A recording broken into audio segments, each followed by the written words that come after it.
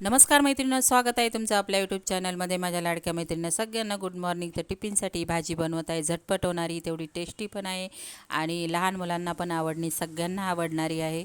तर इथे बघा मी तेल टाकून घेतलेलं आहे। त्यानंतर तेल गरम झाल्यानंतर जिरं टाकून घेतलं आहे। जिरं थोडंसं ब्राऊन होऊन द्यायचं आणि नंतर मी 2 मोठे कांदे घेतलेले, बारीक चिरून, एकदम बारीक चिरून घेतलेला आहे कांदा, तो टाकलेला आहे। मीठ टाकून घेतलेलं आहे। 1 मिनिटासाठी कांदा तेलामध्ये व्यवस्थित परतून घेतलेला आहे। आणि नंतर मी बटाटे बघा, बटाट्याच्या कशा फोडी करून घेतलेल्या आहे, कारण कसं शिमला मिरचीची भाजी बनवत आहे, बटाटे शिजत नाही, म्हणून मी तेलामध्ये म्हणजे कांदा आणि तेलामध्ये बटाटे अगोदर परतून घेतलेले, म्हणजे अर्धे शिजले जाणार। त्यानंतर शिमला मिरची टाकून घेतलेली, 1 मिनिटासाठी परतून घेतलं आहे।